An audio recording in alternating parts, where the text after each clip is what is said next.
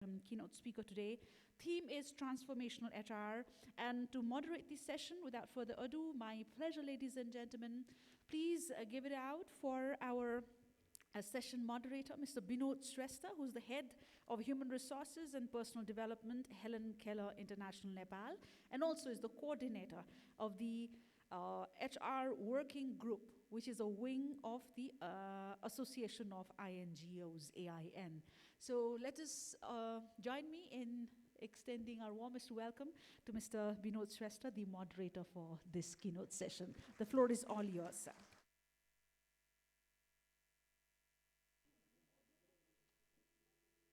Hello, sir. Good morning, everyone. I hope you all are having a very nice time. So let's be ready for the very interactive session.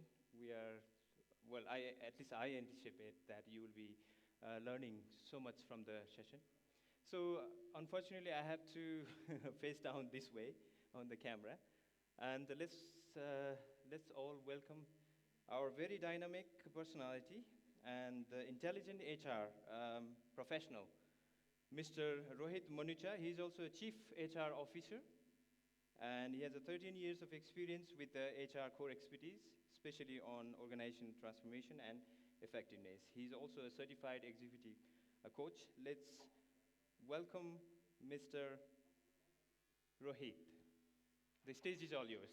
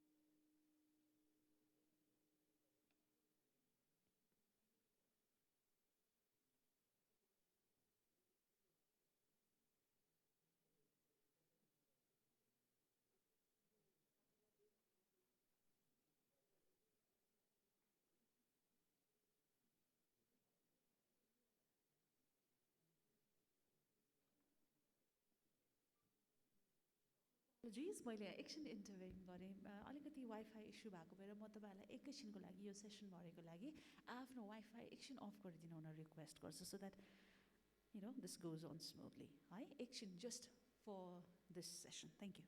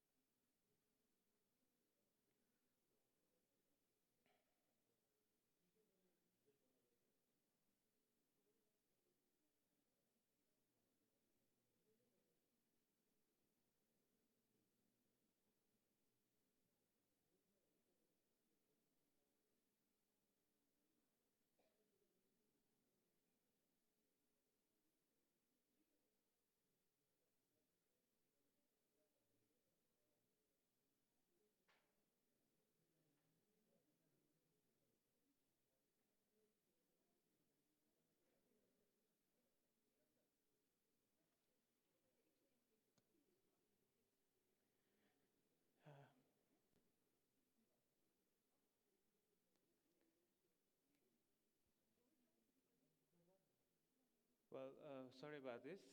अलिकति technical इस्युहरू आइरहेछ. So I think यो कनेक्टिभिटीको problem जस्तो लाग्छ. So त्योभन्दा अगाडि मैले अलिकति केही कुराहरू अझै पनि जोड्न चाहेँ. Especially as Rohit ji will be talking more about HR transformation, so past, present, and the future. So his core expertise in the transformation, organization transformation. So we'll get to learn a lot from him on the how HR has been evolved from the past till where we are now, especially when what the pandemic has added and what will be the new role of the HR. I think this is going to be a very good session, and he wants us to interact with him, although he couldn't present himself here in this platform. So I would request to all the friends and seniors to just be with us, and then just let's just have a more interactive session, have a questions if you have any, don't hesitate. And I think he will be more than happy to just answer those questions. So we'll come back to your table when the session starts. So bear with us for a few more minutes.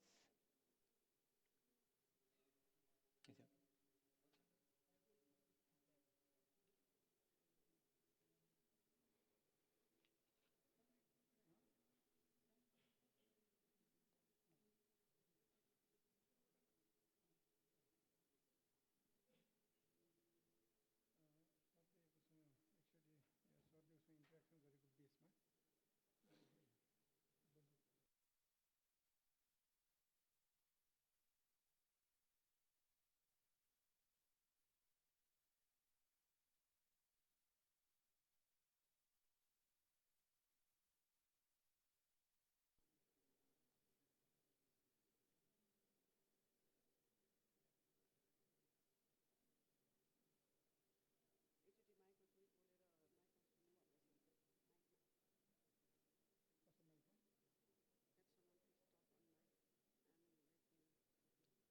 Hi, Mr. Rohit. Can you hear us? Yes.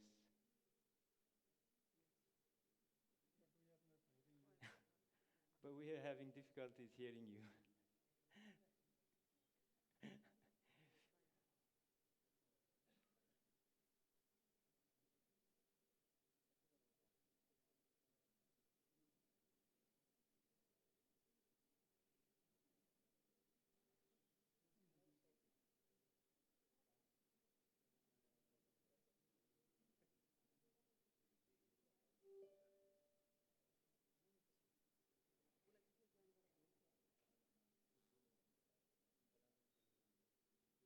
Can you speak, Rohit?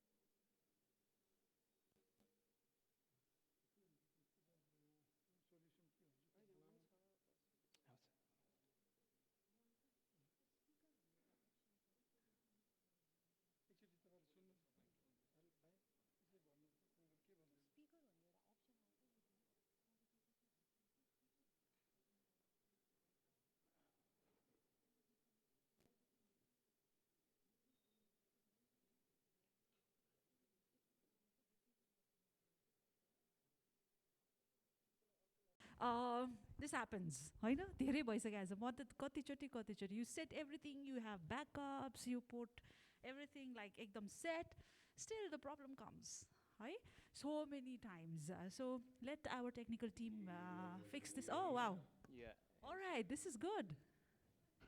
Oh, you Okay, can hear me. That's wonderful. all right, yo fix हुँदै So, गर्छ होइन. I think we can hear him, right? Yeah. Can we? you think you can hear me. That's really not that convincing. Guys, it's a bit faint, but I can hear you. So if you can hear me, all of you can just raise your thumbs up and let me know that you can hear me. That would be much appreciated. Awesome. Great. So this talks about agility, right? Come across a challenge, we overcome it, and then we move on. Right? That's important. Okay. So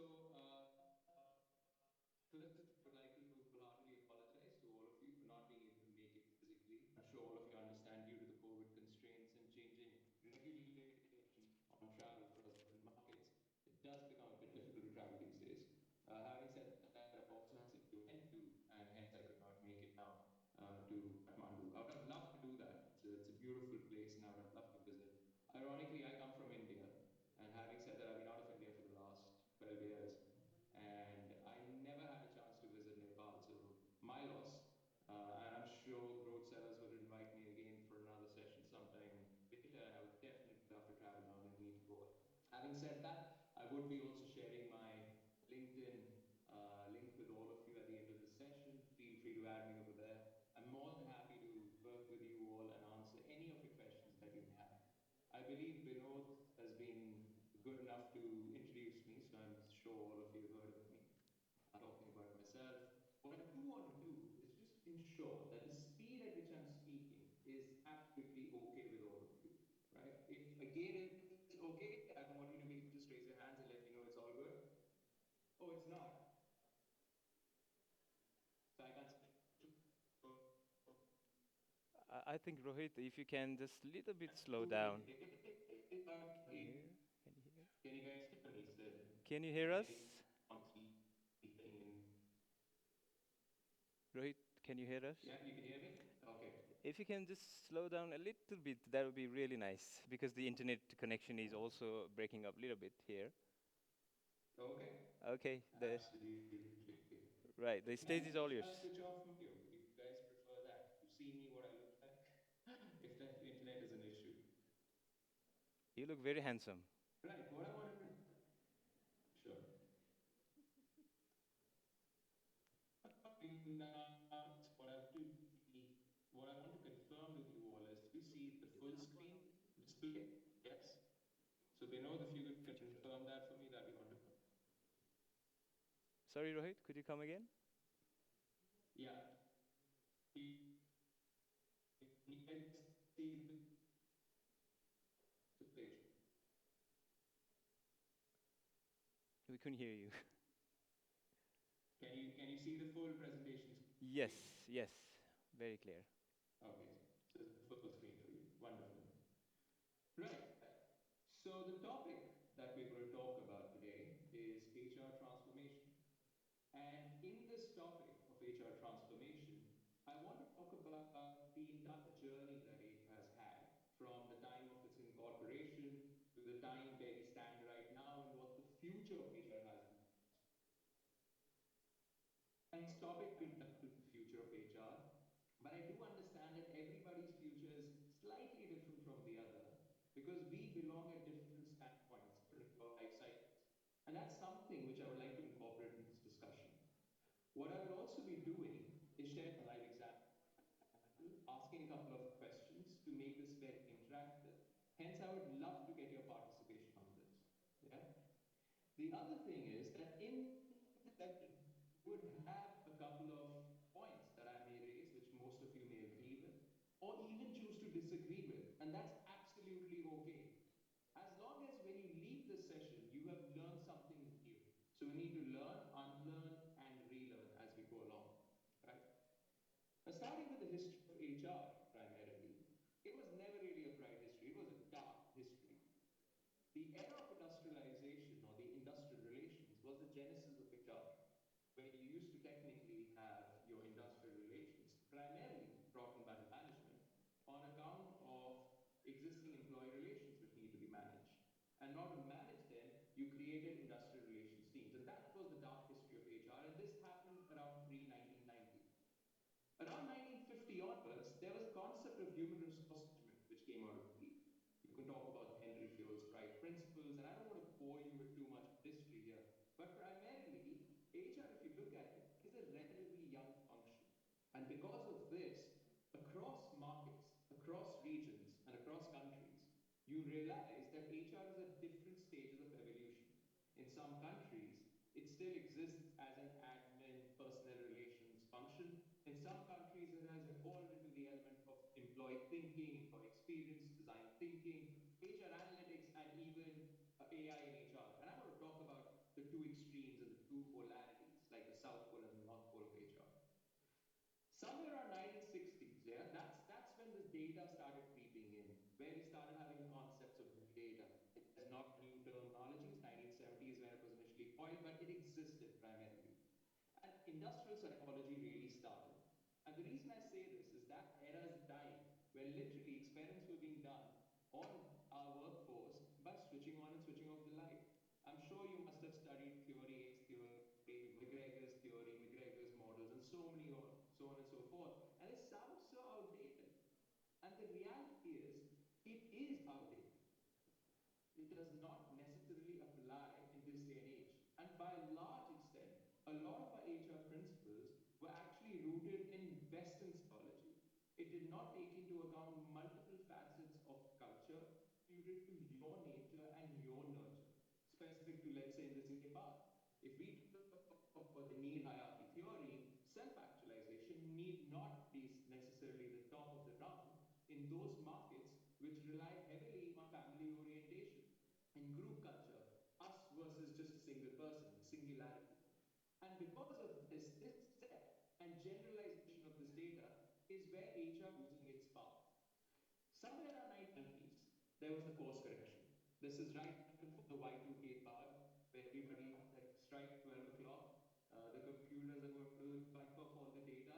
The world's going to come to an end. Aeroplanes are going to fall off the sky. I don't know what was predicted at that point of time. I don't know how many of you remember that. I remember that vividly because we were doing a computer projects at that point in time. Interestingly, there were rumors that we should not even switch on a computer till the very next day because you don't know what's going to happen, which is pretty weird. This time is when the paradigm shift in HR primarily happened, and the complexity of HR started taking shape. And what do I mean by complexity over here?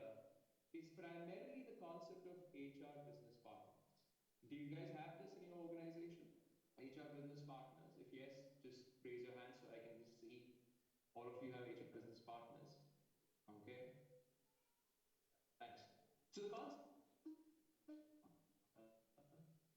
existing to the old principle of HR is a representation of management. That's where the basis of HR used to be. You have employees who need to be kept into control. Hence, companies have strikes, management has lockup, and vice versa. There was all 1990s, this conflict started merging and saying, you know what, employees are not all that bad. On the contrary, the voice of employees need to be heard by the management and versa. So HR is a mediator in between which plays a part to ensure you are able to manage the expectations of both the entities. Hence, we guys are literally in the mix of all the major issues which happen in organizations, and especially around COVID. I'm going to talk about that in a bit. The HR business partner HR started realizing that it needs to add more value to the business. Why did it feel that way? Primarily because it felt threatened with the existence of other support functions such as IT, which was as a vertical, finance, which was doing really well. You have different IFRS coming in, industrial gap coming in, and you actually saw a lot of development happening in those verticals. But HR still relied heavily on those theories of 1960s. This was the new advent paradox.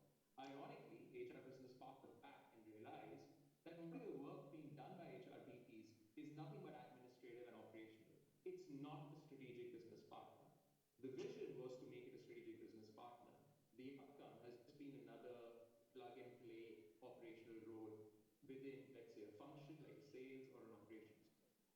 They also came up with something called Center of Excellence, and I'm sure some of you may have heard of it. Basically, HR at that point of time said, you know what, we need to transform ourselves, nothing new's come of it. We're going to have a talent vertical, we're going to have a rewards vertical, we're going to have a OD vertical, HR ops vertical, and shared services, stuff like that. Now, you can cut it in as many ways as you like. At the end of the day, it was a functional structure. You can add a regional layer to make it a matrix structure. Doesn't really matter. But the point was that HR said we have multiple specializations. We are experts in our field, and try to overcomplicate it and oversell it. And then the concept of shared services came where it said normal operational tools will come over here. At this point of time, what was also happening in parallel was the fact there was a lot of data being shared across, and that big data was coming together in markets. Not true for all countries, but that was what was happening. HRICOM started as well. Going forward, the other thing which now started was taking this to another level where we said we're going to have cloud computing and hence HR as a software. People analytics became a new thing as well. Ironically enough, not many people have statistics background. People actually keep people analytics at the back of their mind and share simple data such as gender diversity, ratios in terms of attrition, regretted versus voluntary. It's very basic level stuff, generically across all markets. There's no prescriptive or predictive analytics in organizations, which tells you if I have certain sentiment analysis, what percentage of my population will leave in the next 1 month? How could I do positive actions to actually retain them? Much of this research is very guesswork based. Another interesting thing is majority of the time that organizations spend on total rewards, on job evaluation, is reduced if you move into AI in job evaluation. And we're going to talk about that in a bit. And then, of course, started the remote working, which is the era which we are out right now in. And this was compounded by COVID. To a very large extent, they say COVID has been the one which has transformed organizations across the globe, whether that be the IT function, the HR function, primarily because you're now looking at remote onboarding, something which could have been done, was never done. You now look at attending meetings globally across multiple markets remotely, something which could have done to cut down travel costs, as well as CSR initiatives and carbon emissions, but wasn't done. Another interesting feature which has now started taking place is the gig workforce. Now, what is the gig workforce? Think about it this way. Why do you, if you're an employee who's highly productive, and this is that path-breaking thought I want to share with you. If you're an employee who's highly productive, is working in a company, and then get an opportunity to freelance and work with another company, or work as a freelance consultant, which is not competing with your existing company, and you have free time in your hand, because gone is the day when you needed to have to work 8 hours a day at a job. These are, again, remember 1950s concepts when you were heavily into industrialization. Now you're in the knowledge economy, where your computers are able to compute fast, human beings are able to work faster and more efficiently. Hence, you necessarily don't have to work 8 hours. There are companies which still believe that if I don't see you coming to office, punch in, punch out, then I don't see you working, which again is an old mindset. And that mindset is currently being challenged because this is that generation which typically has 5 different generations working together. Never in the history of mankind have we had that. Never in the history of humankind have we ever had so much of data available for us to challenge our past information. The irony is nobody knows how to work with that data. For example, companies still benchmark compensation by going to a middle consultant company and say, can you give me compensation data? The irony of that, and if I'm getting too technical, please stop me because I really want you to hear these ideas, is when you do that, you do something called job family modeling. Consulting companies will go to company A, company B, company C, company D. They would have different models. For example, one could be Hay Group, the other one could be Mercer, and so on and so forth. They would have different job valuation techniques. They would mirror them into one, bring them together. They would correct it. At the time of correcting, the data is averaged out. And that's the job family modeling approach. They don't even know whether you've done job evaluation or that. They will ask you that question, but the data cleanup, which is done at a group level. So data which you get in the end is redundant. You still have to massage it and clean it up. Think about a way that you could pick up the call and you could get information from people. That started a new industry of talent mapping. Within talent acquisition, there are people who cold call employees in different companies and say, hey, you know what? I have a job offer. I have a job opening. However, that's not an offer stage, but I would like to interview for this position. And if it comes through, I'd like to hire you, say, a few years from now. So we're just keeping this relationship going on. Would you be interested in this? A lot of the candidates are. And you'll be surprised at the number of employees who are willing to share their salary details with a person who has a talent acquisition title. Interestingly enough, if you leverage on that, you get real rewards data rather than going to a consulting company and actually buying it from them. It turns out to be cheaper to get one headcount to just make these phone calls and get you that data than actually going to a consulting company. You get accurate data across each job points. You also understand the organization structure because when you're interviewing, you often ask, so tell me more about your role. Who do you report into? So how many people report into you? What have you done? You've mapped out the entire industry. Do you still need to go to a consulting company to buy compensation data? Not really. You've not only bought compensation data for free, you've also got the entire organization structure for free. Interestingly, these companies also have policies around data share, data privacy, so on and so forth. But where does that all go? It goes out of the window the minute the employee is actually looking at getting a new job. And that's the human psychology over here. So how do companies work towards it, right? So when you talk about employee engagement, the bigger thing is data protection. which people don't realize. Imagine if all my employees are engaged, they would not want to do these interviews. My data protection needs already met. Now I'm spending thousands of dollars in protecting data, protecting payroll files, and you say only so many people in my company can see my payroll. But interestingly, people outside your company, and studies have shown this, know more about your payroll than the employees within your company because of just cold calling. And that's another industry which has come up called the talent mapping. And the gig workforce, and I was coming back to my initial point, what stops you, somebody who's highly efficient, is a top performer, or even a decent performer, have enough time in your hand? Do you guys still believe, and this is a vote out, which I would love to see a show of hands, how many of you still believe you need to work 5 days a week, or those who are working 6 days a week, 8 to 10 hours a day in order to get your work done? How many still believe that is required? Not many people. I don't see many show of hands. So obviously the way we work has changed, right? So if your work gets done in 4 hours, do you need to stay in office? Probably not. Why do you stay in office? Is primarily because of the mind games that people play between managers, senior managers, and so on and so forth. They're not being productive. So if you look at the productivity analytics, like for example, when I worked in consulting, one of the studies we used to do was productivity analytics. We used to go to different markets and actually benchmark the work being done in those markets and see how many hours are actually being spent by people working. What we realized was actually your productivity hours was 50 to 60% of what was being reflected. If that is the science behind it, then consider, is overtime then non-existent? Probably yes, or probably no. In those organizations which are understaffed, overtime exists and that's a reality. But in most of the organizations, it's also a bloated way of earning additional income, primarily because a lot of companies don't pay good salaries. And because of that, they start adding additional elements and additional layers on top of that. Interesting components, right? How many of you thought about your organization? What I would love for you to do right now is think about these concepts that I'm giving you and think about your own organization. How many of this applies to your organization? How many of it doesn't? Do you still have employees who don't leave office because their boss is still there? Do you have still employees who say, you know what, I could just pick up another job in this amount of time, amount of salary? The interesting component which then comes along is, do we still need probation? There's another question, another myth around that. Think about this. Think about your own company.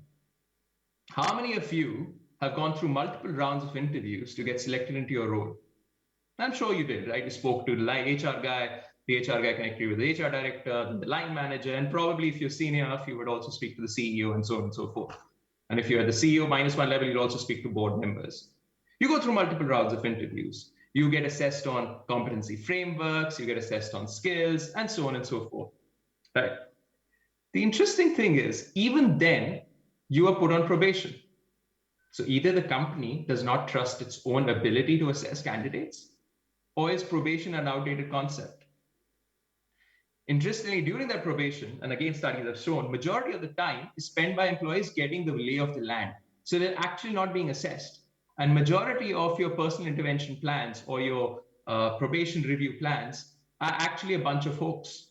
Many organizations don't even do it in detail because they realize not much work could have possibly been done in those 3 months. Hence, in certain countries, the law says 6 months. But certain companies, that's the ceiling. But in certain companies, the companies keep the floor lower. At the same time, if probation is an outdated concept, and you may agree and disagree, it's totally up to you, is notice period then an outdated concept? If data privacy that we just discussed was so important to companies, why would companies keep you on notice period once you resign? Again, these concepts were well and good in the industrial era, where a person's job was highly specialized, think about the Ford car being manufactured. The tires had to be done, upskilled workers had to be brought in. Now, you have a huge repository of skilled workforce. Irony is that our talent acquisition team is not geared enough to actually identify them, and companies keep believing that there's no adequacy of talent. The reality is we have a flood of talent across any vertical because now the world is an oyster, especially with remote working. If I want a good AI analytics guy, I don't need to wait in Dubai till the time I find just Dubai resource. I can have that resource based out of Nepal and working for me remotely. Why do I need him physically here, or why do I need her physically here for that matter? The interesting thing is this mindset shift has to happen. It is not happening. And the reason it's not happening is because people are not opening up to the idea of challenging things. And the reason they're not challenging things, it goes back to the way we were actually educated. How many of you remember challenging your teachers back in school? Now, I'm not saying you start doing that now. I don't expect a revolution to happen when you go back to your offices. But the concept of bounded rationality is that I can only teach you as much as I know. So by the time you receive it, it's actually an inverse funnel. Whereas when you talk about knowledge, it should actually increase. For example, the ideas I'm sharing with you, and I said very, very big, it doesn't matter whether you agree or disagree. The good point is you should have an opinion of it. And if you disagree, I would love to hear your views because that will help me also broaden my horizon. So I learn from you as much as you learn from me. So it needs to be a two-way street. So I'm going to pause here on this slide and leave you with this one question. What is the future of HR? And I want to ask right now, before I move on to the next slide, what do you believe is the future of HR going to be? And you cannot talk about any of the topics which are already listed on the slide. So it has to be something different. Who would like to nominate themselves? Till the time I enjoy my cup of tea.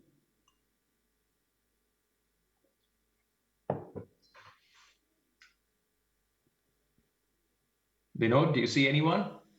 Mike? Yeah, just a second. If you just focus, the gentleman over there. Mike?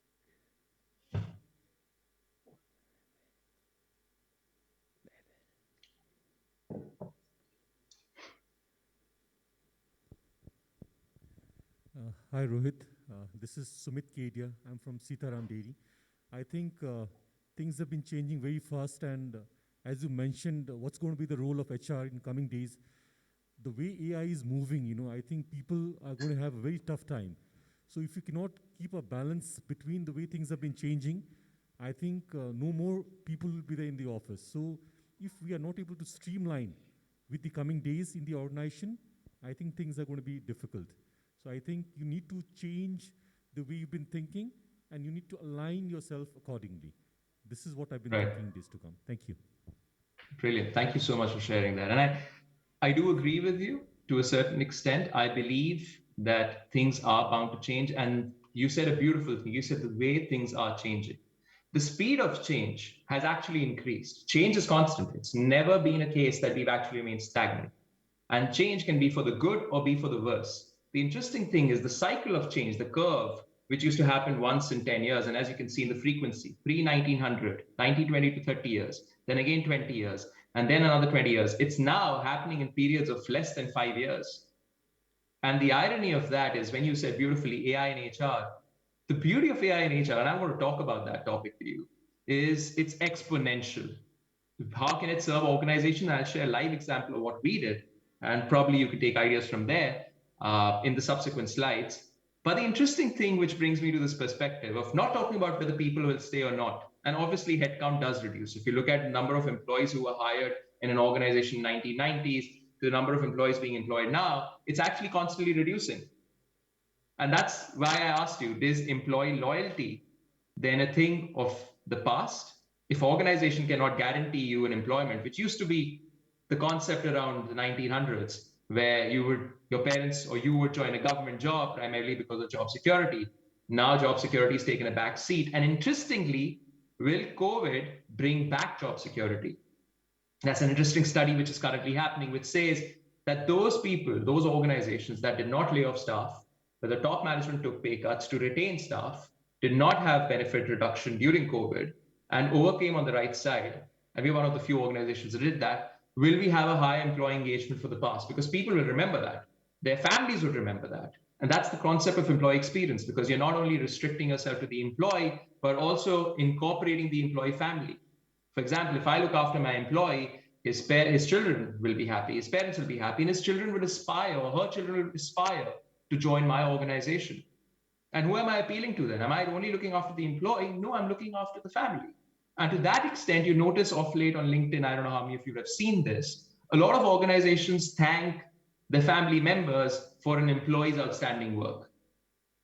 It's not a new trend, it's actually psychology, where you're realizing that a person who's there for you for 8 hours to 10 hours, the remaining 14 hours, the person has a life of which 8 hours he or she is sleeping, has a very limited time frame with their family members. So they're genuinely sacrificing quality time with the family in order to bring work to your organization. And it is a mutual relationship. So thank you so much for that, Sitaram. I loved what you said.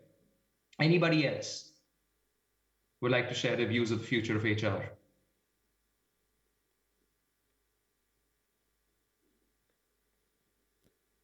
Anybody else? There you go, gentlemen. We see another gentleman. Yeah.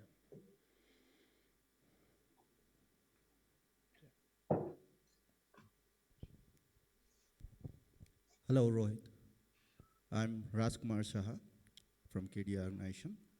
I think HR after post-COVID and a lot of disasters happening all around the world, maybe the political or the natural.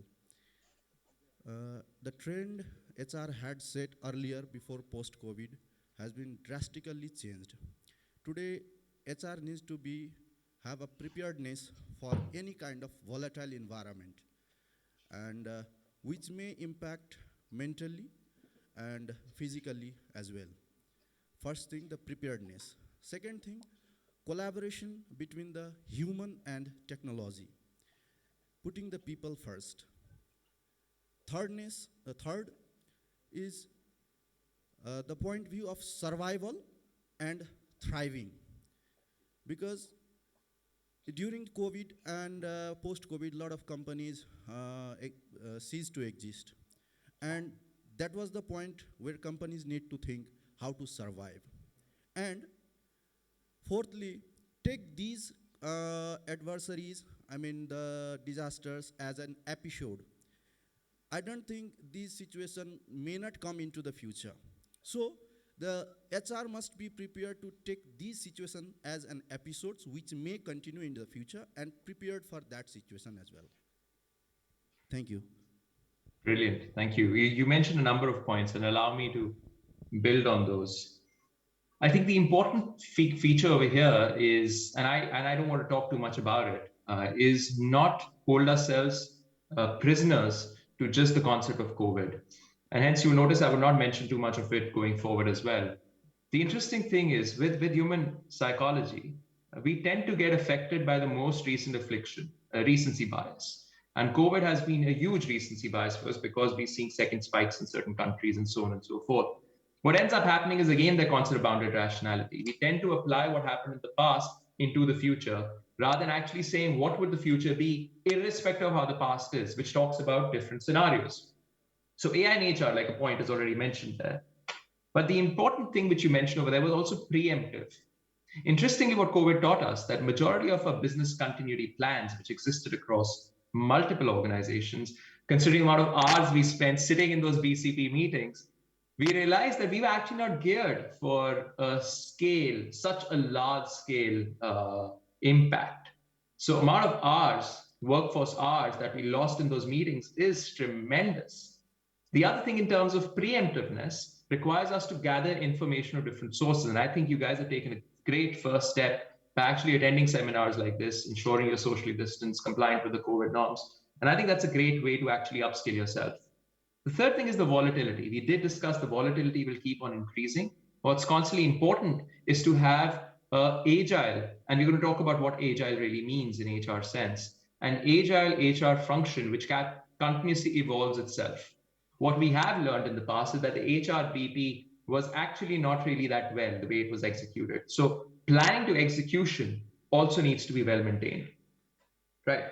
Thank you so much. So moving to the next slide, what I want to talk about is primarily that while the history of HR has been primarily turbulent and the future of HR is also to a very large extent somewhat bleak or bright, depending on how you want to see it. Bleak because there have been different CEOs from different organizations, and you'd see this on LinkedIn, have gone and said HR is dead. But interestingly enough, since 1990s, HR is dead has been literally been the topic of majority of the global forums. They say, does HR need to change? The question that I need to ask, or love to ask, is why does HR need to change itself based on what other functions perceive it? But rather, why can't HR people be proud of their own heritage and actually do something up to build it? Interestingly enough, the concept of HRBP came from an outside-in perspective rather than an inside-out perspective. We felt we needed to be more there, primarily because that's what we were told. Ironically, that's also true because if you study the way a lot of these LinkedIn posts are, and I'm constantly referring to LinkedIn because that's one source of data, you realize a lot of people actually go onto LinkedIn and say, I'm not your typical HR, or I'm different. I think HR from heart. Do you see any finance guy going and saying, I'm not a typical CFO, or a sales guy saying, I'm not a typical sales? Do you ever see any of them running down their own function? Interestingly enough, we are the same guys who actually make fun of our function by saying, oh, we just do holy parties and birthday parties.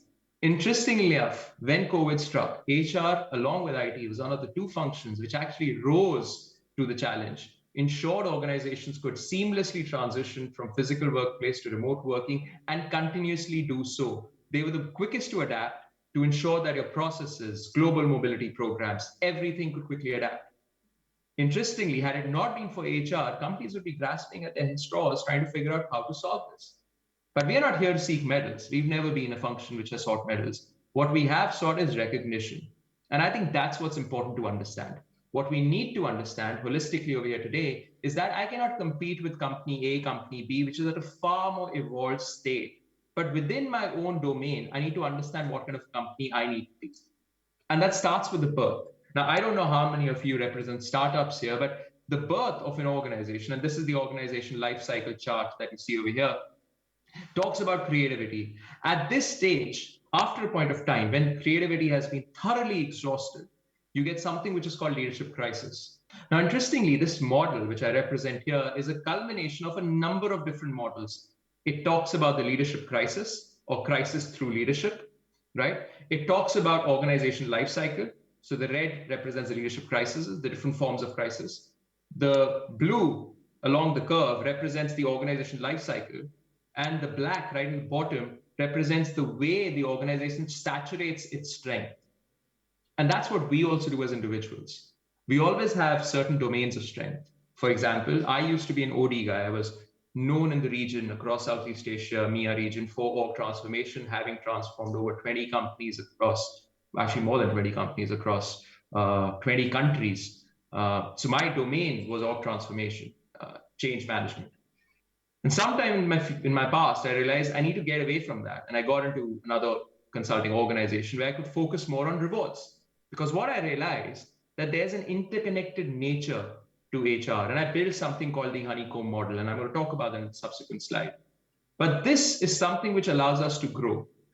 The self-realization.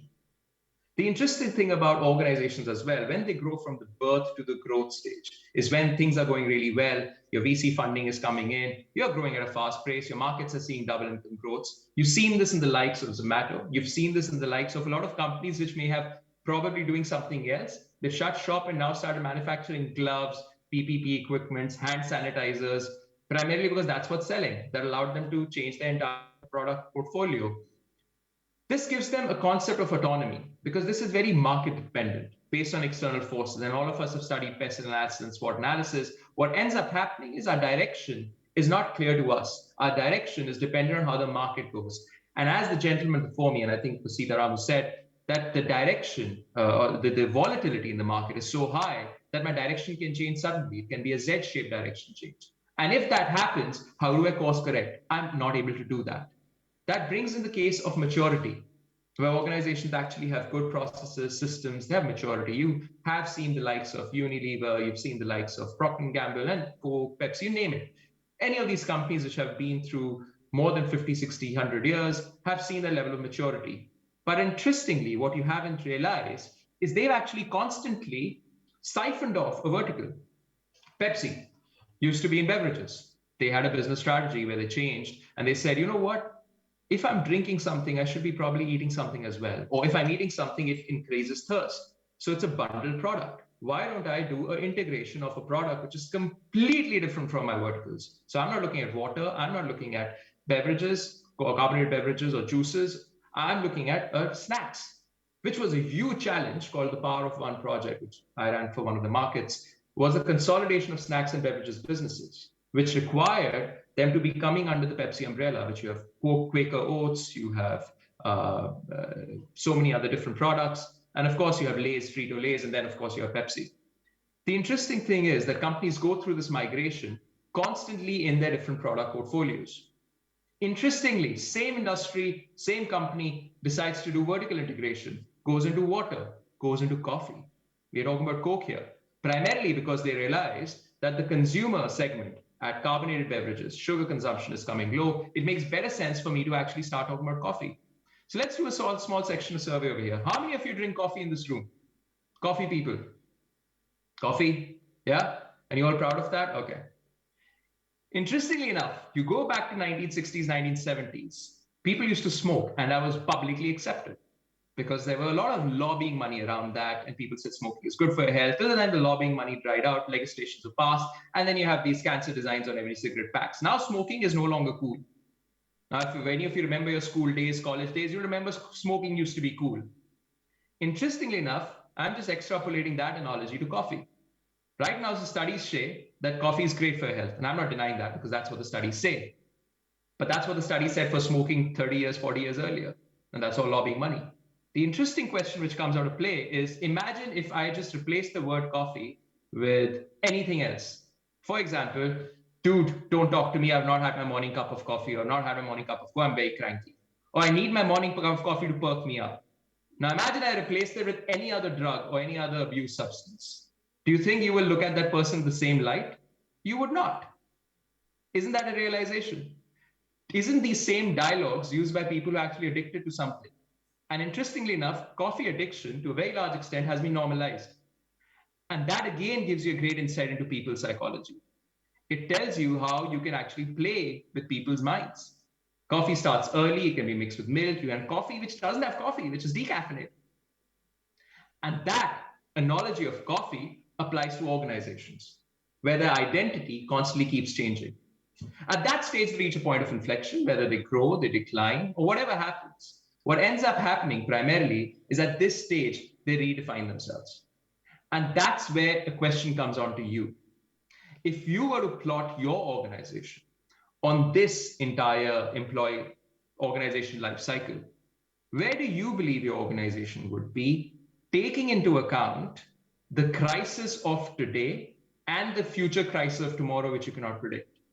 For example, the COVID crisis. Where were you before the COVID crisis? Where are you after the COVID crisis on this scale? So I'm going to open the floor for questions on this stage before I move to the next slide.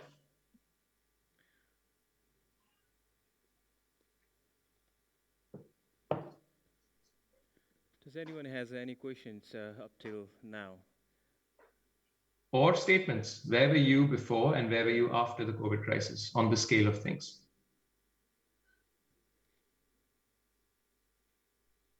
No, I think we are all clear. Okay.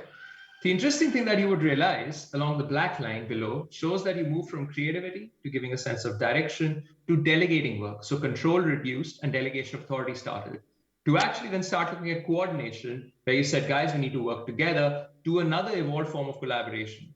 For those companies which on the collaboration scale would overcome something called a growth crisis. So those who've seen and overcome COVID without changing their stance would obviously save another crisis. And that's called the growth crisis, which you really don't know. It can come in various forms. It can affect your different verticals. For example, when organizations are doing really well on carbonated soft drinks, sugar tax came in certain markets and affected them.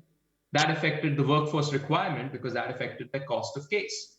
The same thing can happen in different markets when it came to Facebook, the likes of Google, when it came to the right to be forgotten in European Union. That affected availability. Similarly, the gentleman before me said something very interesting. He said, the politics in HR, and that's what's going to happen right now. The classic case is one Fortune 1 company, which recently faces a crisis in its existence. And it's one of the largest tech companies in the world. In competing with its culture, which was started by its founders, and the culture which now exists based on the 100,000 plus employees that they have, which is the organization culture versus the organized culture. the culture of the people, by the people, and for the people, because that's the dimension that this company is to work in. So this culture has taken its own shape, and they're constantly at conflict with each other. And that gives you another growth crisis example, that not every company is away from crisis. Even the best of the best are actually facing a crisis of their own. And now if you take this to an individual level, when we compete with our peers and we say, you know what, this guy became a CHRO at the age of 32, I am still not there. The question is, everyone has their own timing in life. And I think that's the key takeaway from this slide, both at an individual level and at an organization level from an HR transformation perspective. And that brings me to the next slide on terms of stage. And here I want to talk about something called employee experience and design thinking. How many of you have heard of employee experience, or how many of you have implemented design thinking in your organization? Does any of you know what it is? Either of these terms. Who would like to take a guess? It's okay. Okay, nobody? Binod, I can see everyone, so if you could help me out, much appreciated. Okay.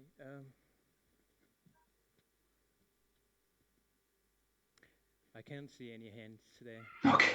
At this stage, if I was there, I would say get up and start shaking your hands and get up and get the energy back in the room.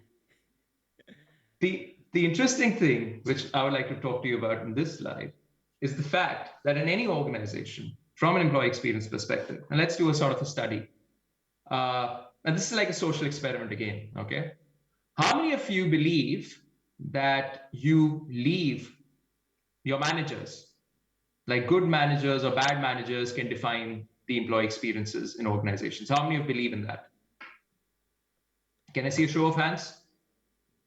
How many of you have left companies because you had a bad manager? How many of you have stayed companies because you had, okay, so a lot of you have done that, right? Yeah. Now let me ask you a few questions, okay? So you believe that your manager defined the experience that you had in your organization, correct? That's the assumption we are working with. Who hired that manager? Wasn't that manager hired by the same organization values, behavioral competencies, technical skills, and the same interview rounds that probably you went through? Wasn't that manager in the same organization abiding by the same organization values that you were supposed to abide by? Then technically, did the manager create that culture and get away with it? Or did you leave the manager, or did you leave the company? The interesting thing is that a lot of studies keep blaming the managers on account of that. But that's not the root of the problem. That's just the symptom. The root of the problem, and many organizations don't want to admit it, is the fact that the organization values are not being adhered to, and the organization systems, processes, policies have failed you, and hence you leave the company. You actually don't leave the manager. The manager creates the problem for you, but you're actually leaving the company. And companies fail to appreciate the magnanimity or the scale of this problem. And they blame it off on saying, you know what, he's a lousy manager or she's not a good manager. But the reality is you are not abiding by your company values. Why do you leave companies? You leave companies primarily on account of lack of growth, low career opportunities, or lousy work culture, or ethical issues, right?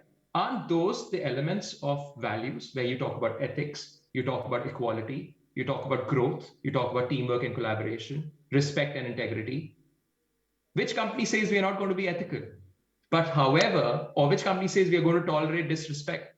But however, when situation becomes bad and people leave, you realize that this is where the companies have failed employees. But which company goes out and says or sponsors a study which says, you know what, companies are to be blamed? And that again is a thought I want to leave you with. Again, that's the concept of conditioning your mind. Year after year, you read studies that you've left manager. Have you questioned those studies? Have you seen it in a different light? Again, I want to emphasize that I am not necessarily right on this. You can have a different point of view, and I totally respect that. The only point is that please do hear this point of view and allow it to mull in your head for a little while and just see things from a different perspective, like a half glass or a full glass of water.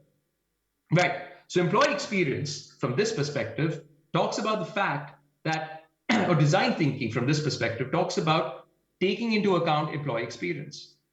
Think about the time when you came to work today, and there's a door behind you. I can see a lot of people are opening that door without turning around. Can anybody tell me whether you pulled to enter or pushed to enter? Don't turn around. Don't turn around. Binod, did you pull to enter? Did you push to enter? I don't know what I did earlier. You don't know what you did. And it came naturally, like whatever you did, doesn't matter what you did, it came naturally. Yeah.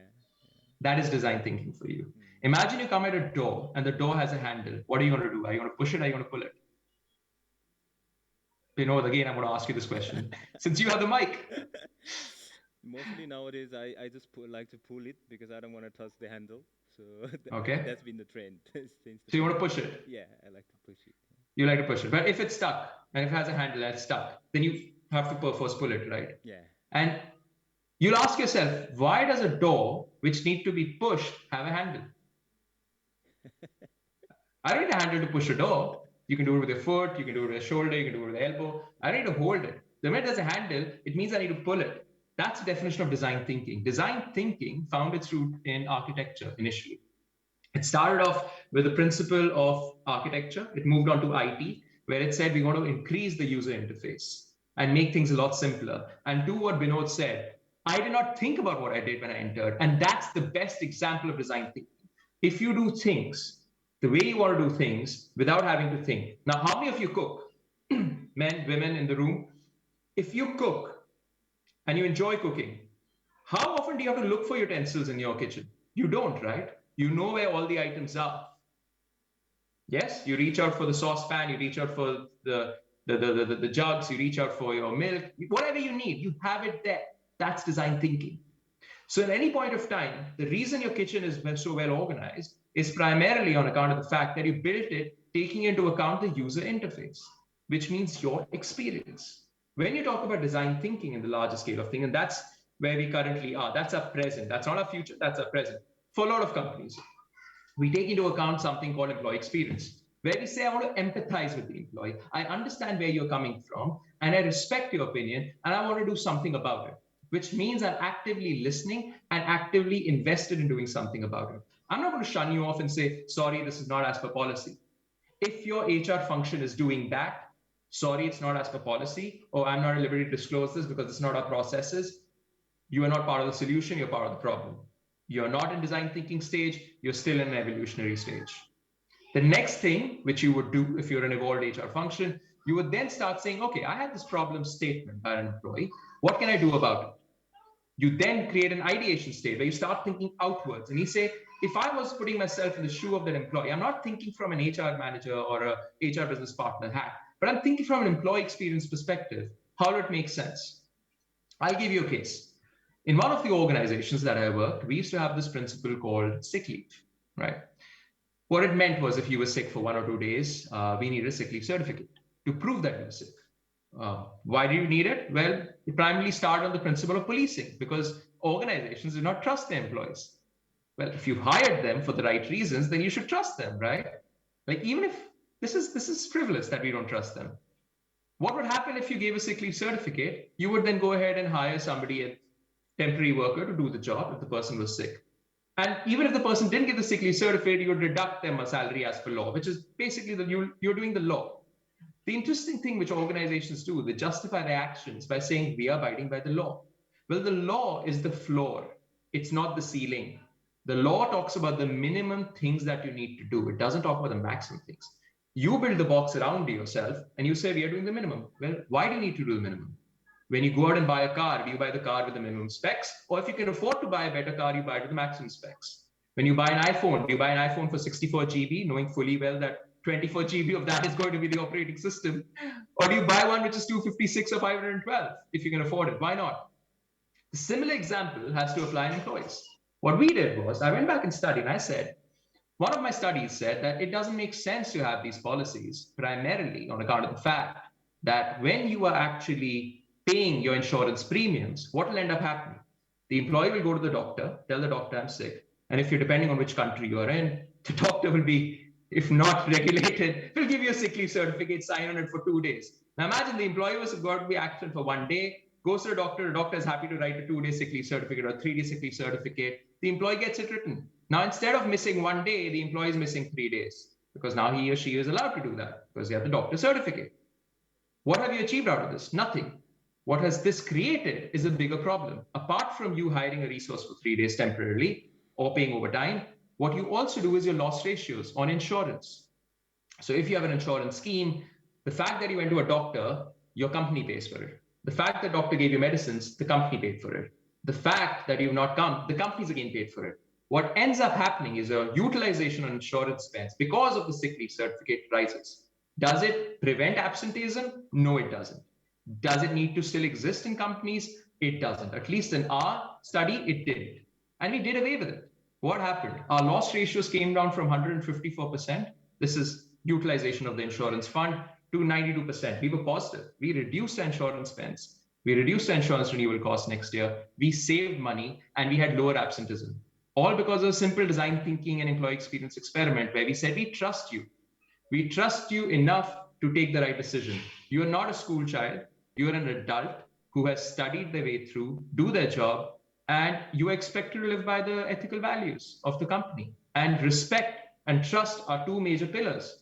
And we hired you for those. Some of you will say, it will not apply in my organization. The question that I want to ask them is, have you even tried it? It's easy to diss something off without trying it. It's like my child, right? I have two daughters. One is 5, the other is 2.5. The 5-year-old is finicky about her food. She sees something green. She says, Dad, this is yucky. I'm not even going to try it. And she doesn't eat it till the time I somehow disguise it under some different thing and then feed her. And she goes, oh, this is yum. And that's how she learns. I'm not saying you guys have to do the same thing, but what I'm trying to do is change your mindset. I bring you back to the first thing I said. I will challenge your thinking today in the session. That's what I want to do. The thing, of course, you then do is the prototyping, the testing, and the scaling, which is self-explanatory. I don't need to go into that. But what I do need to get into is what is HR then? And what is the future of HR, which is one of the questions I said. We spoke about AI in HR, and we spoke about the interconnectedness of HR. I want to give you an example of what AI in HR looks like. For this, I need one representation from any of the people in the group. I don't think we've heard from any of the ladies over there, so I would love to hear from one of our female representatives if it's possible. I have a few questions that I will ask you, if that's okay. It's all work related. Preferably in the talent acquisition team. Anyone wants to volunteer, please? Ma'am, is that okay? We should have some gender representation, right?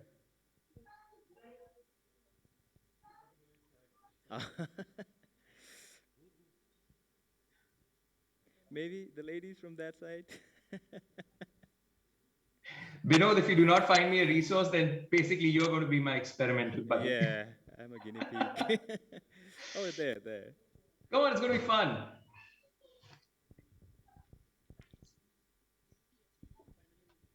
Yeah. Hi. Thank you so much for being brave. Hi, my Sorry, name could I is have your name, Melisha. please? Sure, sorry. Hi, my name is Melisha. I'm representing Vishal Group, United Distributors, Nepal. Okay, Melisha, and have you handled talent acquisition in the past? Yeah, I am partially involved in the recruitment part of my as a part of my job. Okay. And have you any experience of dealing with compensation and benefits, rewards? Not reward sector, especially the compensation part. Yeah, we do look after that. You do look after that as well. Yeah. Okay, great. So I'm going to ask you a couple of questions. We'll just go back and forth. Sure. That's okay with Sure, you, yeah? Sure. Okay, so when you interview candidates, what are the elements that you usually look for, depending on the role? Just take any assumptions. Okay, so if we are hiring someone from sales, so we would we would look what kind of areas they have, looked after, what are the products that they've, what are the products they have sold, or the targets they've achieved so far in their experiences, and the targets they take as a sales officer. So these are the elements that we cover when we hire someone from sales, if we hire someone in HR itself, we look after how do they, do their performance appraisal, even how do they function their recruitment, how do they carry out their recruitment activities and such. So, yeah. Okay, thank you so much. So basically, either there's a behavioral interview or there's a technical interview. Either way, keep the mic with you. I'm going to ask you a few more questions. Sure. You do three things, Yeah. whether you realize it or not. And that's, again, the example of design thinking in talent acquisition. And it will prove the point how HR is interrelated. Anyone who's a rewards person who would like to also nominate themselves? I think we have two mics, don't we? Anyone from a rewards person who has done job evaluation specifically? Anyone in the room? Rewards, job evaluation. Nobody. Okay, no worries. I'll be that person. Okay. Okay. Job evaluation as a process, as the word, as the two words mean, it's the process of evaluating a job in an organization. For example, why is a CEO senior than a CHRO, and why is a CHRO senior than an HR director? There has to be a logic to it, right? Think about it. There has to be a logic, right? Just because I've said the HR director is senior doesn't mean he's senior or she's senior, right? Yeah. So there has to be certain weightage attached to their job, correct? Based on the degree of the work that they do. If you disagree, stop me anytime, okay? Sure. You have the power. Sure. All right. The interesting thing is what you take into account. You take into account knowledge, right? You say, what is it that you know about your job, which could be technical knowledge. Yeah. It could be based on, for example, in sales, the number of years of work experience, or the markets that I worked in. So technical knowledge and managerial knowledge. Yeah. Have I led a team? If I'm a sales supervisor, have I led a team of salesmen, right? So that's my technical knowledge. How many years of experience do you have? Which all markets have you worked in? What education degree do I have? Do I have a master's in sales? And then at the same time, I have the managerial know-how. The other thing which I take into account is, hey, have you managed a team before? If you managed a team, how have you supervised them? Yeah. How was the experience? You ask them these questions, right? Yeah. All of this comes under something called know-how. There are three parameters to it: Yeah. technical know-how, managerial know-how, and human relation skills, Agree. right? Agree. The second thing which you talk about, you said, is experiences. You say, I don't know, maybe you do a targeted BEI, behavioral events interview, or maybe you do the STAR framework, situation, task, action, result. Whatever you do, you ask them, have you come across a time where your sales numbers are not being met? How do you have the discussion with the manager? Yeah. Have you come across a time where your sales targets are very, very high and you still met them or did not meet them? What did you learn from it? You ask these questions, right? We do. Yeah. You do. Yeah. Awesome. What you're doing right now is assessing their problem solving, Yeah. their ability to save a problem. Agree. The problem solving is again split into two parts, right? Where you're looking at the freedom to think and the freedom to act. So I'm trying to measure two elements, the freedom to it and degree of impact. So how often am I able to go back to my boss, or am I able to take my decision on my own? Am I independent? The more senior you go, the more independent you become, the more delegation happens, yeah? Agree. Yeah. The third thing you're looking at, so know-how, problem solving. And then the third thing you're looking at is accountability. Yeah. What were the results that you got? What were your targets, like you said, right? Yeah. And versus the market, if this was your target, and then you compare with your organization. You say, I have a sales target of 10 million. This guy sells 8 million. Probably not the same job size. Probably won't be able to do my business. But then he has 150% achievement of 8 million. I have only, an average of 80% achievement in my business. He has the same target. Let me take this guy forward for interviews, or let me take this lady forward for interviews. Yeah. Do that. Yeah. That process has got three parts to it. That again talks about problem solving, accountability. The interesting thing, what you've just done, you've actually not person. You've also evaluated their role, which is technically the first step in compensation. You evaluate the job, because of which you arrive at the job size, which can be Hay reference levels or Mercer levels or whichever consulting company you use, which then gives you universal concept called grades. Yeah. The beauty is that without realizing, talent acquisition team and rewards team work together. But the irony is that they don't know this. True. If I was to evaluate a job, I would ask you questions like this. Tell me about a time when you've done this. Know-how, problem solving, accountability. You are doing the same thing when interviewing a candidate.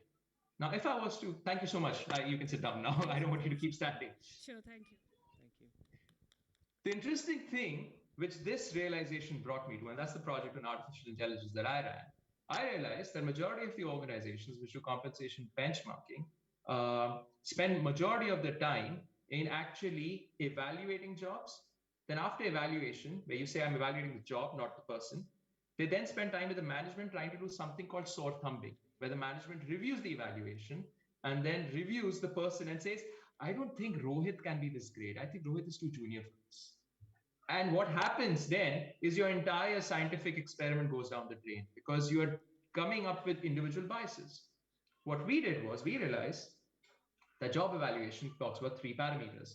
We evaluated the jobs and built an AI algorithm which could read CVs based on machine learning and text analytics based on SQL and COBOL. This is all open source software. We actually could read CVs and evaluate an individual CV for the job because the JD and the CP would actually match on the same points. What this could then be extrapolated as is the ability to predict how my organization structure would be. Think about it, and this is where I'm going to bring you onto this level. Every organization has a vision, mission, ambition, strategy. Vision is where do I want to be? Mission is how do I want to get there? And strategy is what am I going to do to get there? A strategy could be a 1-year strategy, vision could be a 5-year vision.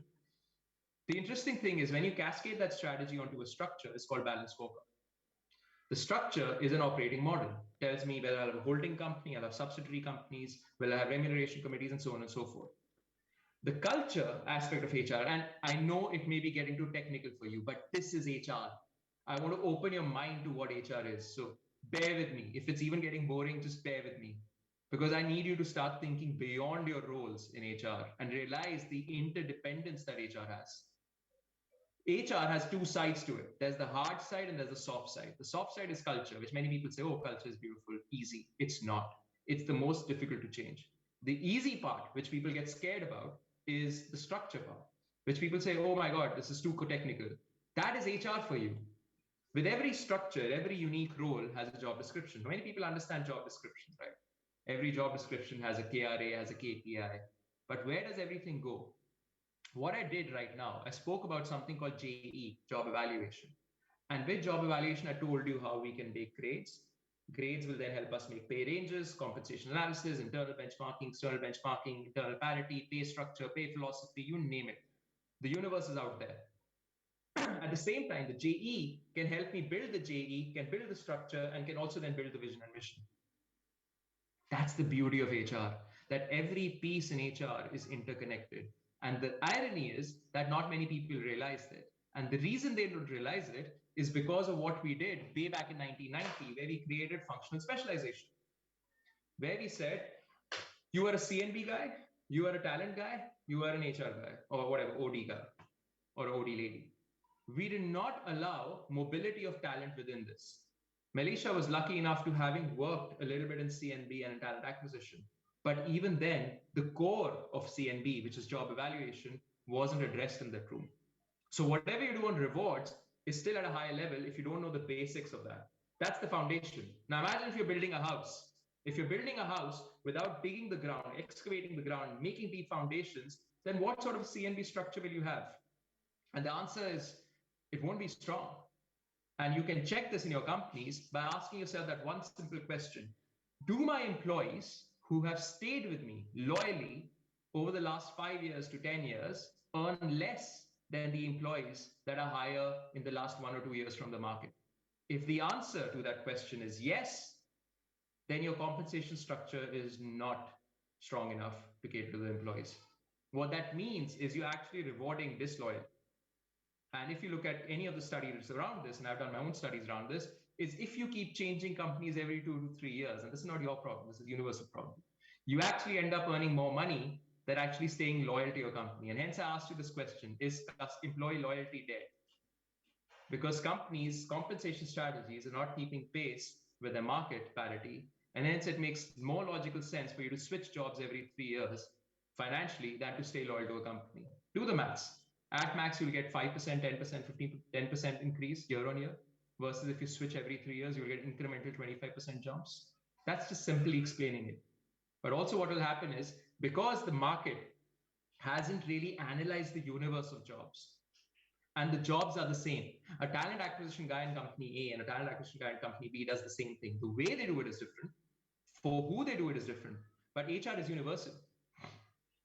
And if I evaluate all the jobs in the universe, which is what big data should be able to do, which is the future of HR, I should allow for talent mobility without the need of LinkedIn, without the need of talent headcount. That same talent mapping, which I spoke about earlier, can reach in and say, hey, I have a resource in my company. Can I hire him? Or can I hire her? You see this in pockets happening. When COVID struck, employees were laid off in certain markets. People actually reached out and said, I would need some outplacement service. Are you hiring? And those companies which actually diversified and went into PPE equipment creation and whatever, they actually went and hired. So pharmaceuticals grew, tech grew, FMCG reduced, retail stagnated, real estate crashed, aviation crashed. So you saw a lot of sectoral movement, but this sectoral movement could have happened seamlessly. And a classic example was this, that a few companies got together and created a cohort and they said, we're going to hire from each other. Aviation industry is known to do that. Consulting companies are known to do that. Those who worked in the big four, like KPMG, Deloitte, Ernst & Young, and so on and so forth, would know that the big four actually hires from each other. So if you look at the partners, the directors, they keep rotating around the big four very often, and they move with the entire teams. And that's the beauty of realization. Now you're realizing how interconnected we are in the larger scheme of things. And if you really haven't realized that, think about COVID. An incident happens in China, it impacts the entire world, how interconnected we are across the world.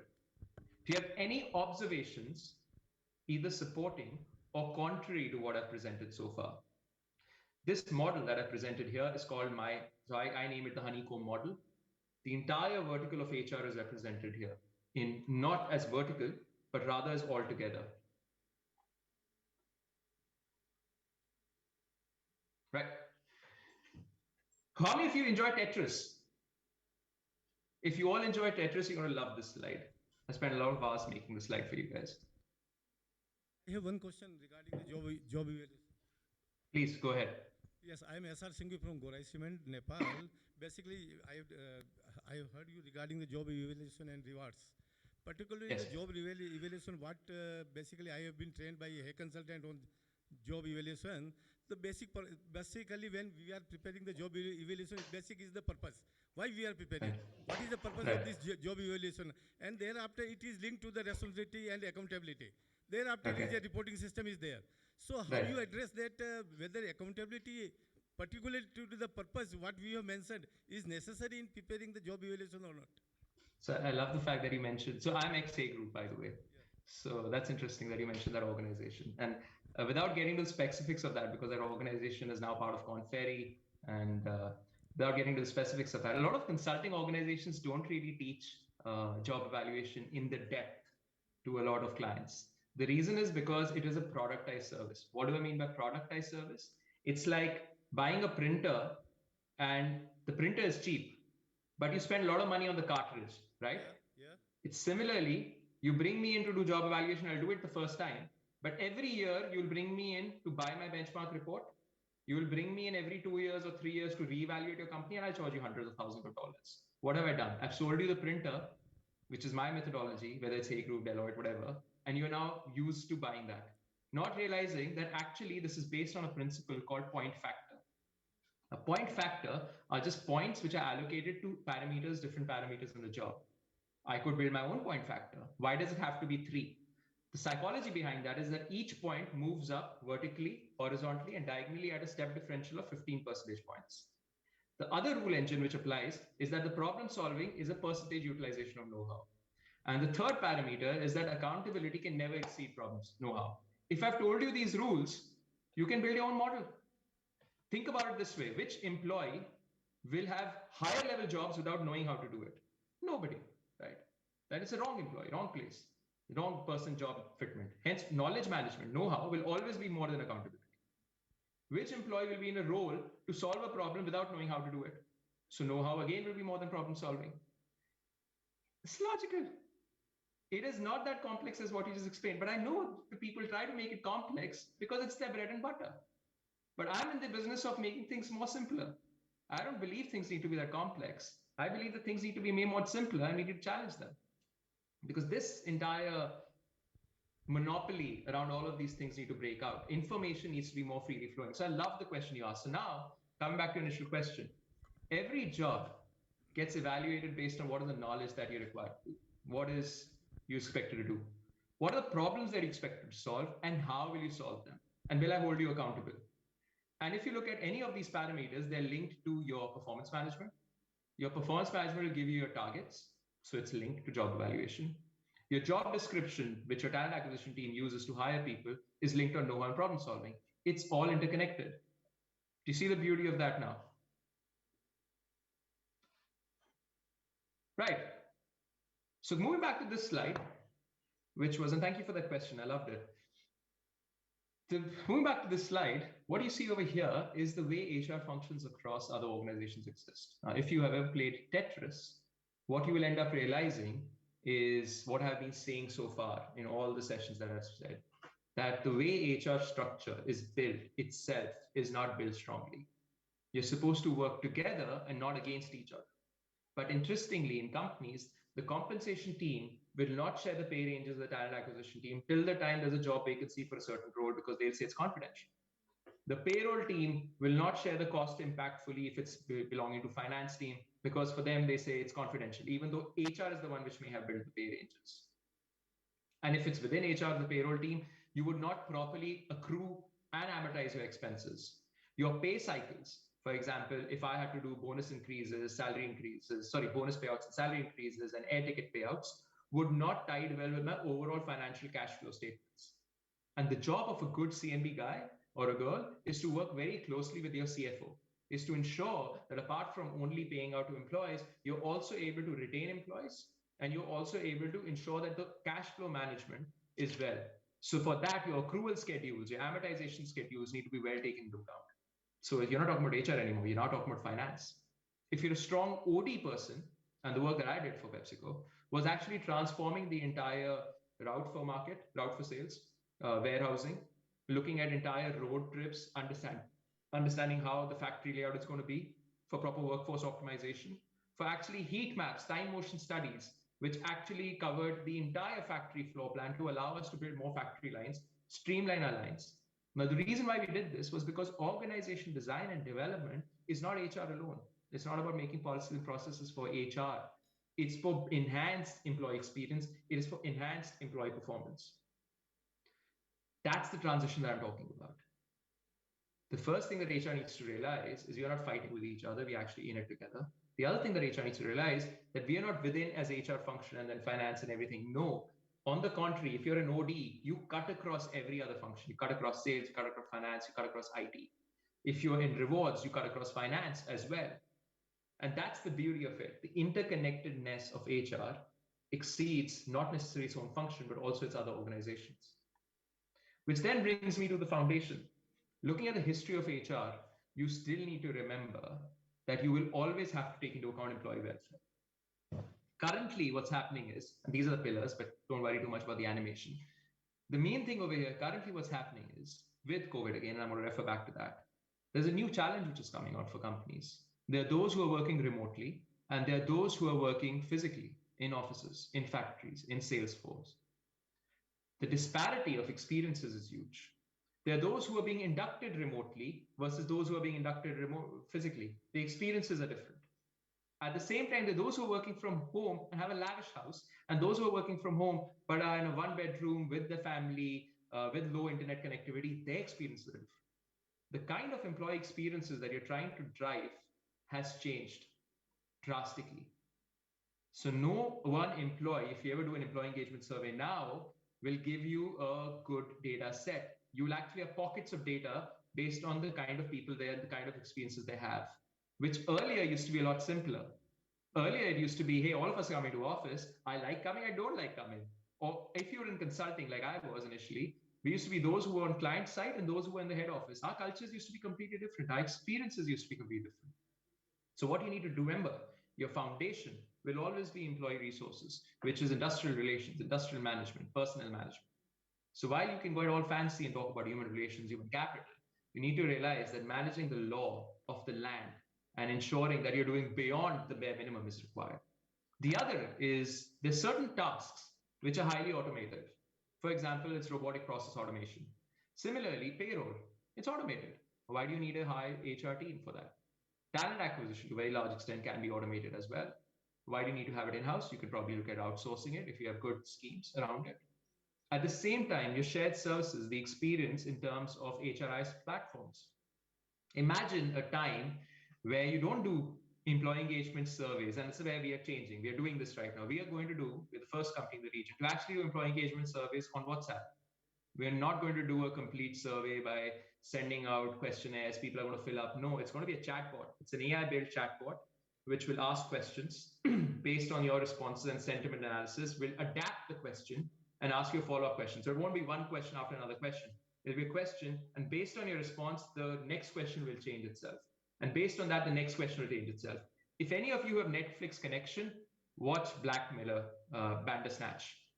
Based on the selection that you make, the episode changes the outcome. And you can have n number of outcomes. Have any of you watched Bandersnatch on Netflix? You have. Okay, I see some hands up. And you notice that's the concept of AI being built into choices. And this as a video game existed in 1980s as well, before Netflix made it popular with this episodes in 2020, 40 years later. The concept of the shared services, again, is why do I need to access an HRI system to download my payroll? I should just be able to WhatsApp it. Is it that difficult? No, it's not. It just requires a WhatsApp integration feature. You pay certain amounts of royalties to WhatsApp. And why even WhatsApp? You can have it over different mediums. Why earlier, there used to be an era where payrolls used to be emailed to you every month, your pay slips. Banks used to ask for it and all that as well. So they used to be emailed to you. Now, of course, you can just WhatsApp it and get it whenever you need it. It's on demand. The foundation of that then leads you to something called HRIS. Hi. The way HRIS... Rohit, sorry for the interruption. I think that we are running out of time. We have only 5 minutes for the question and answer session. Okay, so, I'll wrap up quickly over here. Thanks so much, Binod. Okay. The HRIS platform takes into account the fact that I'm able to take decisions on the go. And HRIS and HR analytics becomes the next thing. People analytics need to be more predictive, need to also be prescriptive. If I've predicted the future, I need to also advise how to address it. I cannot just tell you, you're going to crash without automatically applying the brakes. Take the example of a Tesla car. Yeah. Similarly, a talent acquisition management needs to look beyond. The classical issue which ends up happening in organizations is they ask you, so how much do you earn? It's a redundant question. If I have proper pay structures in my organization, I should actually follow my pay structure and bring you at the 80 compa of, let's say, the grade, rather than asking how much you earn and then giving you a 20% increase. Because what I end up doing is I end up ruining my entire pay structure and internal parity. I know it gets a bit complicated and a bit technical, but we can probably connect offline and I can run you through how reward structures are built. And all this, you have the center of excellences. But that does not mean they're pillars. It means they're interdependent. They work together with each other. And overrun, that is your design thinking employee experience. None of them take independent decisions without actually taking into account organizations. And coming to the point which one of the gentlemen said, we need to balance machine and man, or machine and woman. To that extent, you have on-demand HR solutions. None of this needs to be physically present. But it does not mean that there's not a person sitting behind it. So I could have a talent acquisition expert sitting out of Brazil. I could have a total rewards guy sitting out of Mexico, and so on and so forth. They could be at different salary scales. The compensation challenges around that become huge, but the universe of talent becomes big, right? And I do not even have a full-time resource. It could be gig workers. So CNB guy could be an expert and working for 20 other companies because he or she is an expert. Will it affect employment? Yes, it will. Is that the reality that we need to live with? Yes, we do. Right, so that's it. This is my email ID. Of course, you can write on messages to me. Do add me on LinkedIn. I'm pretty active over there. And I leave the floor open now for any questions. Thank you so much, Rohit. I think we only have one question to take it. I'm very, very sorry because of the time that we will only take one question. But before that, I have one question to him. Where do you get all these energies from? You have a lot of energies. I teach at a number of universities. I have my own SHRM classes. You don't know what I say. Yeah, it's been great session, and then definitely you did challenge my thinking too. So I'd love to talk about it later on. We have the link as well. So yeah, you have a link to it. Sir, please. Hi Rohit, I'll be really quick because of short time. I was just wondering that in this agile transformation, say COVID-19, sustainability has become a big question. Financial constraints are pushing you back. Your input costs are on the rise. The organizations are being compelled to cut on the people. Say good companies like hotels, how are the HR department handling this kind of situation to keep the company afloat? Thank you. I think that's a brilliant question. Thank you for asking this. The challenge over here is a lot of organizations which really haven't capitalized on their workforce planning, had probably overstaffed themselves have had to course correct around COVID times, especially since you mentioned the hotel industry. It's a very manpower intensive industry because you need people for different streams. And the interesting thing about the hotel industry is people actually, it's one of the few industries where people actually rise through the ranks to reach the senior most positions, and they do it beautifully well. The career pathing over there is brilliant. The challenge has been that the hotel industry is one of the industries which have been hit because of external forces beyond their control. They could have never anticipated the occupation rates to fall below fall into single digit numbers.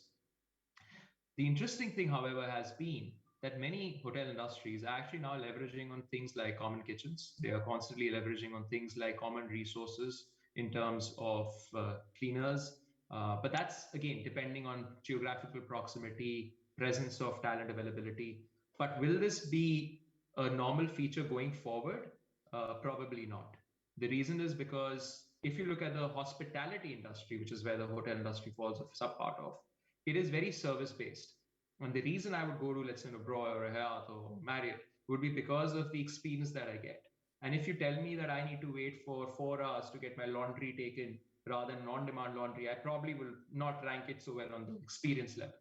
So interim, what a lot of the hospitality sector and hotel industry is doing is looking at pooling in resources and working with it. But that's not a long-term answer.